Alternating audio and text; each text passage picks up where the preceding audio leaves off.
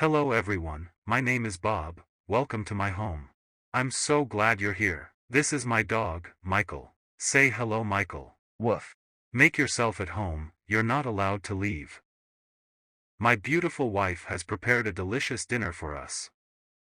My beautiful wife has prepared a delicious dinner for us. My beautiful wife has prepared a delicious dinner for us.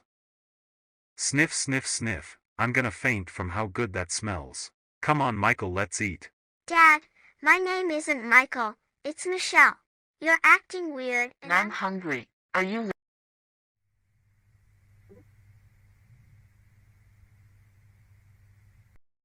Hello everyone, my name is Bob, welcome to my home. Woof. Bob is someone you might call a causality manipulator. For those who don't know, causality is the relationship between the action and reaction. An action is the act of doing something to achieve a certain result, such as deciding to lift your feet, punching, or particles moving rapidly. The reaction is the universe's response to said action. If you punch, then the impact will be felt by you and the target of your rage. If particles move rapidly, then the reaction is heat being generated. If you move your feet, then the reaction could be, of course, a number of different things. Action and reaction are a fundamental force of the universe, and every mechanism in our reality follows these laws. If one had the ability to manipulate causality, then they'd be a god in the eyes of many. Manipulating reaction could allow someone to be invincible by cancelling out the effects of many phenomena, teleport instantaneously to many locations, cripple people, and much more. Manipulating the action could allow someone to essentially undo any action in the past, making it so the reaction to that action never took place, basically allowing for a form of time manipulation, like reviving the dead, undoing injuries, reverting someone to a weaker state, and much more. If someone could manipulate both, they could basically wipe everything from the universe itself. Unfortunately or luckily, depending on the person, there are individuals in our world who have the ability to control causality, and they use these powers in different ways. The good loser Kumagawa with his ability, all fiction, the military uniform woman Altair with her power, Holopsicon, and the creepy looking punching ghost with his ability, Return to Zero. With their similar abilities, I wonder what's gonna happen when they come into conflict. We still have some time before absolute annihilation, so let's explore all their abilities to see who would come out on top.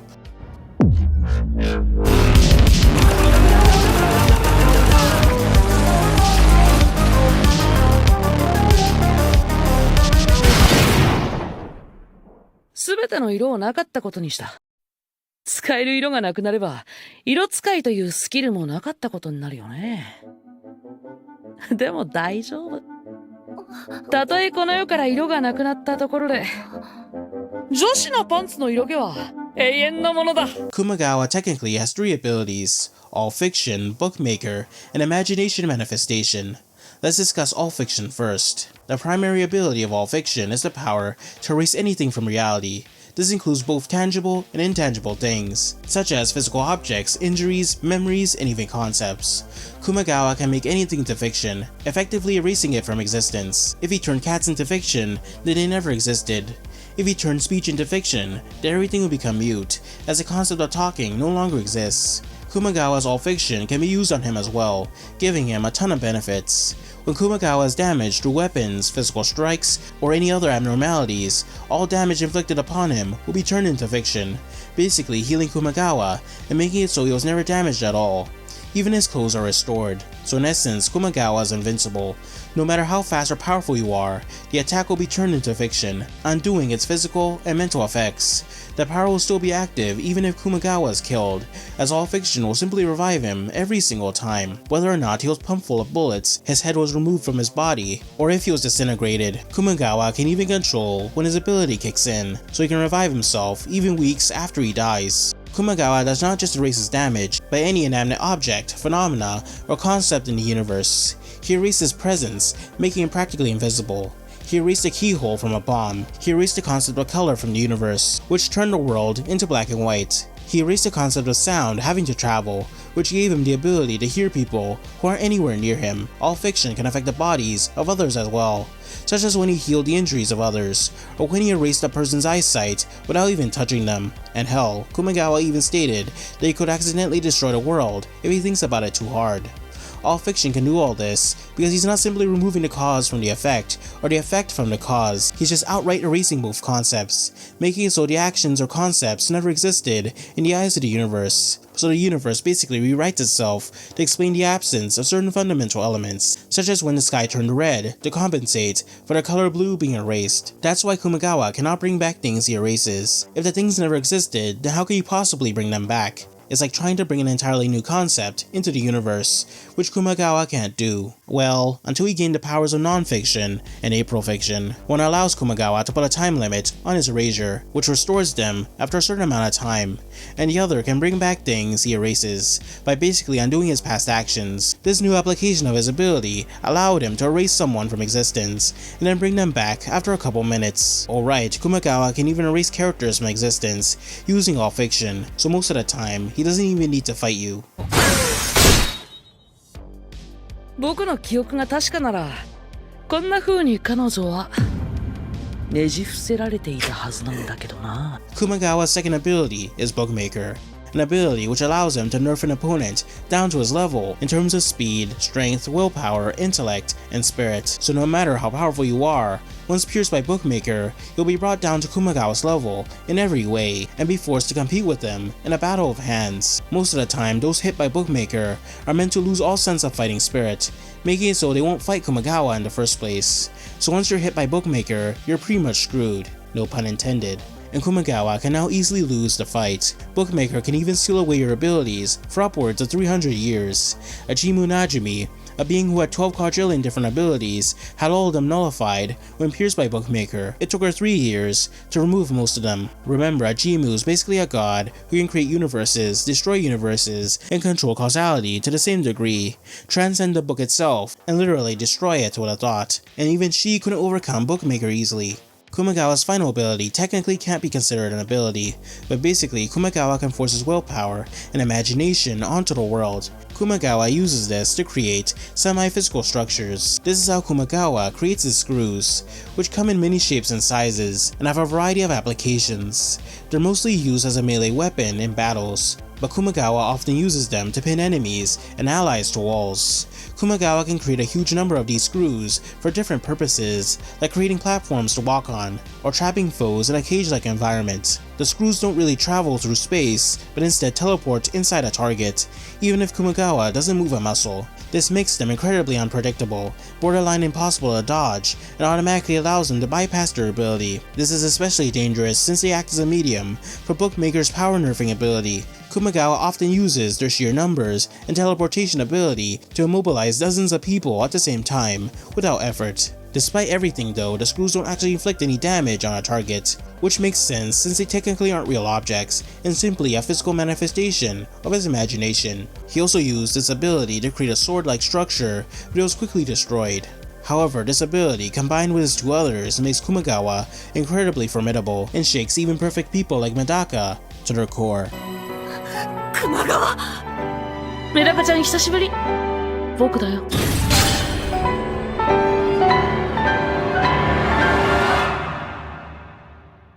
これがレクイエムだ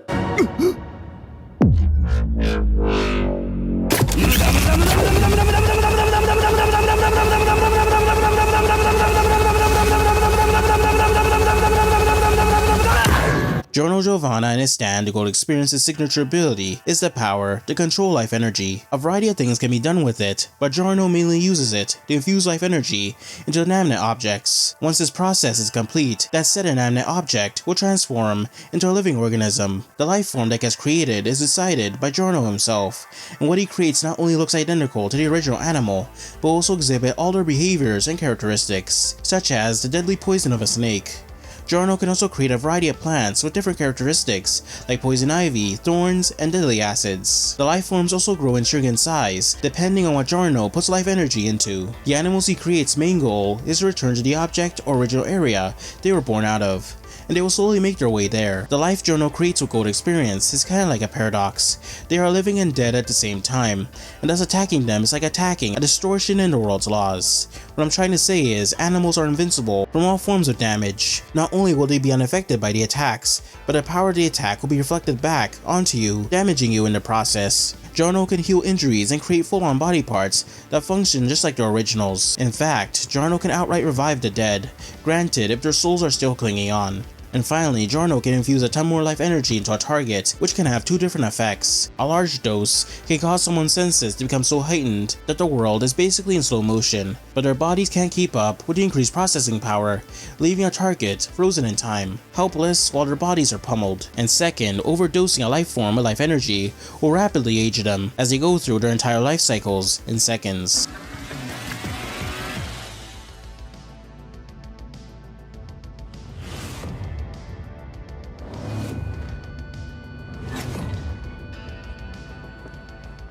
Gold Experience Requiem possesses the power to control causality and negate any action that threatens Girono or his goals.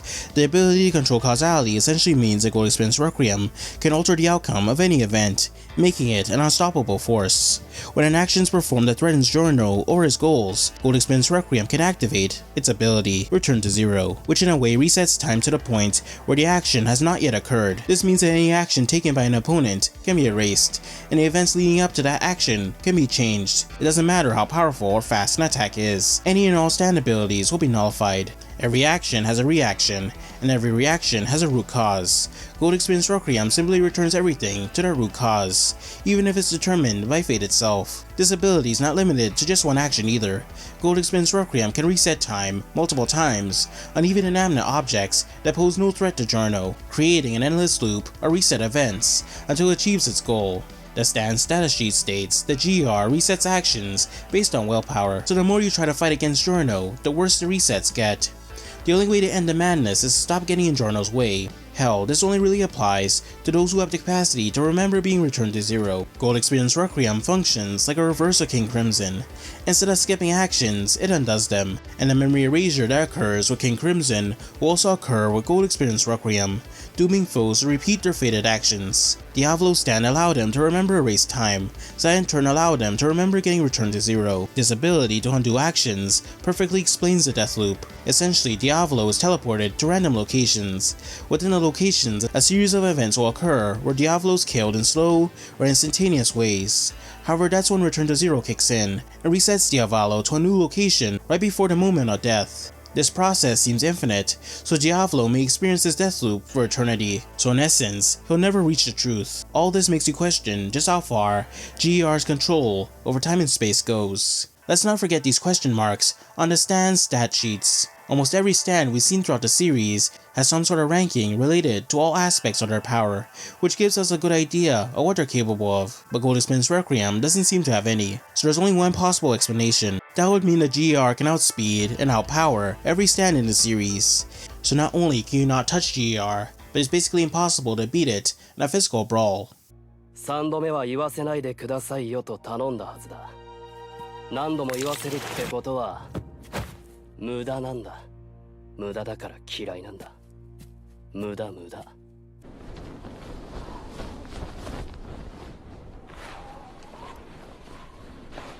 久方ぶりだ諸君。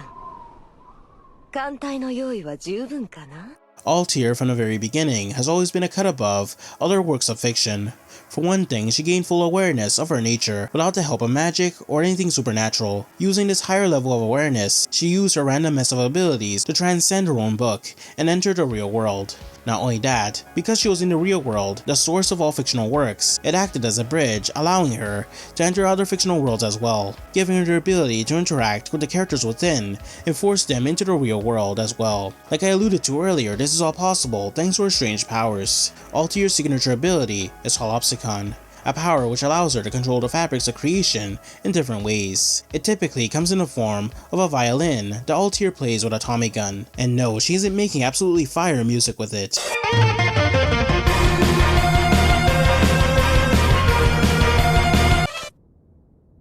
Instead, once his action is complete, Altair activates a plethora of her reality-bending powers, which are all referred to as movements. However, the violin isn't entirely necessary for the activation of her ability. The 9th movement of the Cosmos, Fate Restoration, allows Altair to erase any physical or non-physical object from existence, even if it exists within the plots of certain stories. She used this ability to erase her opponent's abilities, including mechs and spirits. This ability also spans the entire universe, as she can erase it in an instant.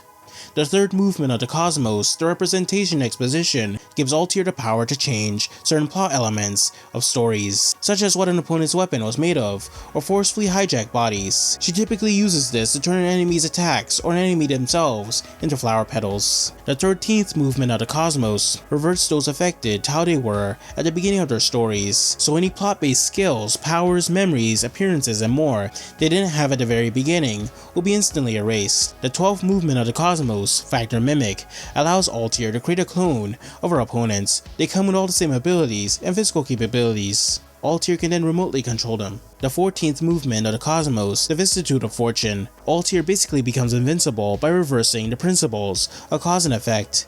Basically, any attack that makes contact with her will be reversed and reflected back at her opponents, damaging them instead. The 23rd movement of the Cosmos, Fate Reconstruction, changes and alters fate. Events that are fated to occur, such as death, can be erased and changed. These are only a small glimpse of the abilities Holopsicon has. Altair has even more, which can be observed in the series. The most common ability is her telekinetic control over swords. Altair can fire these swords at opponents like a machine gun. Just 1 or 2 of them can hit with enough force to destroy a tank. The swords also act as a form of defense, as they can easily block and parry any physical strikes, no matter the speed or power behind them. That's not all, they can also block and redirect projectiles like magic, rendering them completely useless. Altair can summon any fictional character she wants by jumping in and pulling them out of their stories, but they won't necessarily be on our side. Altair can peer into distant areas with her clairvoyance. Altair can instantly analyze and understand any ability she encounters. Altair can teleport to anywhere she wants instantly, and this ability was used to escape an infinite spanning pocket dimension she was trapped within. Altair can forcefully hijack an opponent's body after she freezes them in place. Altair can become immune to your abilities the more you attack her with it. Altair is immune to being erased from existence at a conceptual level, and finally Altair can create her own universe, and she has full control over it. These are only a sliver of the abilities Holopsicon has. Altair may in fact possess hundreds to thousands of unique powers. How is this possible? Well, it's thanks to the fact that she's technically a fanfiction character. Now, unlike typical characters we see in fiction who have their own established plot progression, power systems, and rules, Altair was never actually part of any movie, TV show, or book. She's instead a character who only really had a design and some swords to work off of.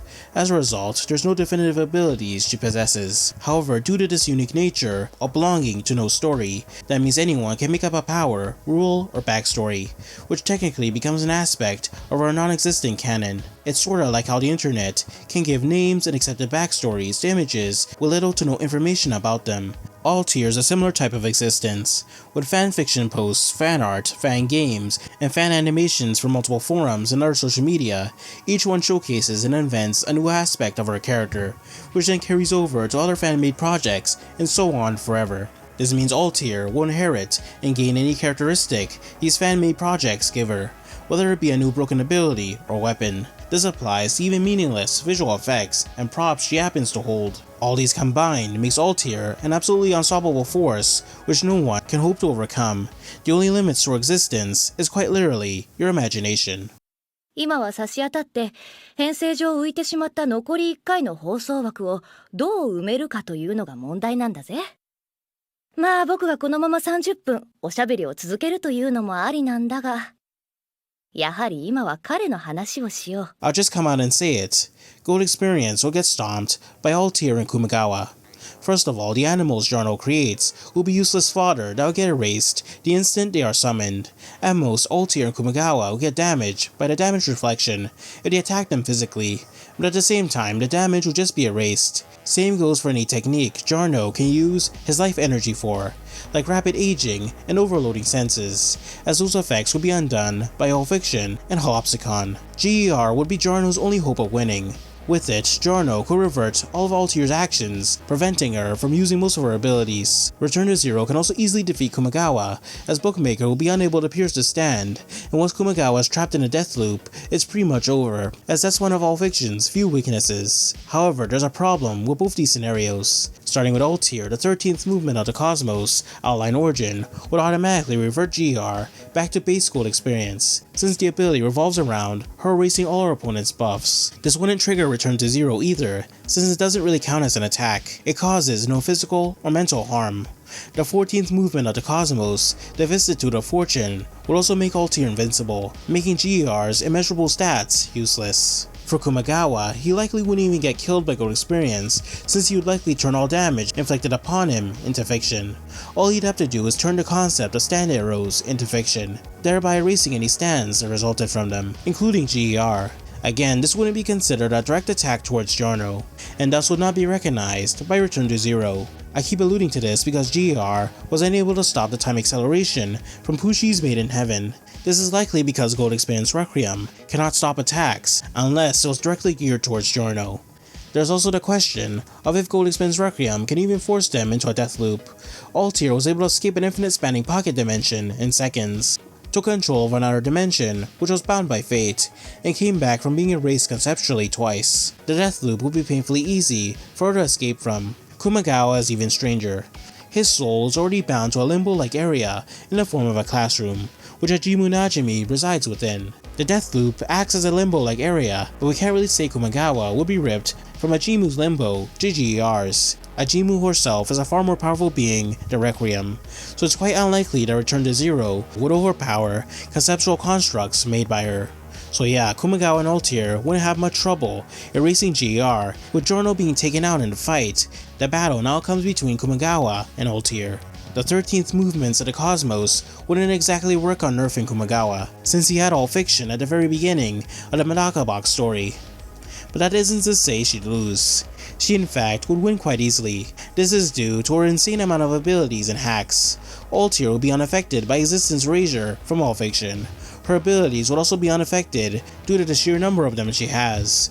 Altair can use several of her powers to turn Kumagawa's screws into flowers and reflect the damage back at him. She could easily trick his ability similar to Color Beauty by fooling his brain into thinking he had been damaged. After all, she can affect certain aspects of the plot, and with her ability to analyze the nature of your powers, this would be a cakewalk. She could even just duplicate Kumagawa and relax while he fights his doppelganger with all his abilities. The worst part, Bookmaker wouldn't even come in handy. Sure, it could seal away her abilities for several years, like it did with Ajimu Najimi, who's arguably just as strong or even stronger than Altair. However, Ajimu let Kumagawa hit her with Bookmaker when she could have easily avoided it, and he's admitted himself that he can't defeat her with his current strength. So there you have it, Kumagawa would get overwhelmed by Altair's reality-bending hacks. Well, normally. Like I mentioned before, Altair is a fictional character who was brought to life, and is empowered by the countless fanfictions made by her. This also means she's heavily reliant on the support of her fans and influx of fanfiction to stay powerful. Because as long as her character exists in official and unofficial forms, she'll always exist and continue to grow in power, and the internet is pretty big. It's not like anyone could just erase all traces of her character and the memories of her character from people's minds, right?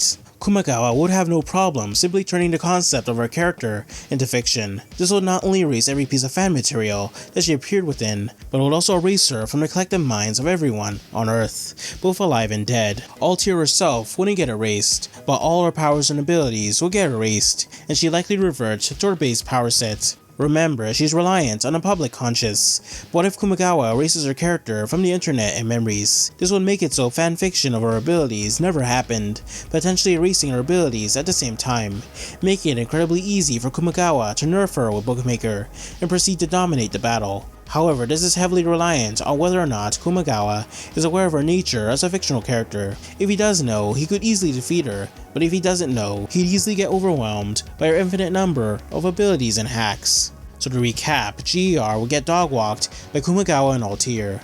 Altair would easily defeat Kumagawa in most scenarios. Kumagawa could potentially defeat Altair if he's aware of her unique nature from the start. I don't even want to know what would happen if Bob got involved.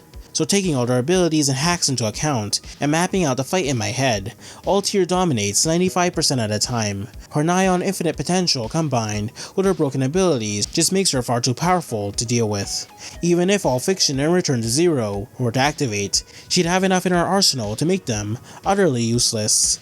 That's why, when unstoppable forces collide, Altair takes a W.